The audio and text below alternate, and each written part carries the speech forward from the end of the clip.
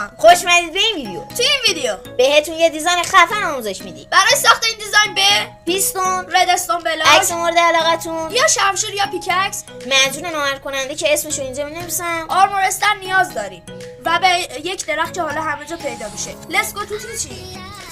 خب بچه‌ها به سراغ درخت آرمور استند خودتون برمی‌دارید.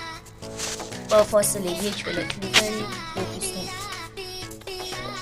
یه پیستون چرا اینا نمیشه؟ اگه شما اینو بدتون میاد کامنت کنید. یه پیستون می‌ذارید. حالا ردستون. خب در حالت شیفت میرید. اینجا باید حالتش رو عوض کنید. این حالت معمولا بهتر و تو حالت شیفت در میاییم و یه عکس بهش میدیم.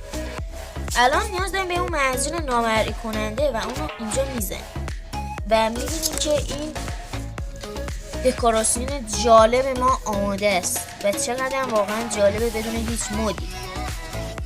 الان که تا اینجا اومدی لایک و ساب یادت نره.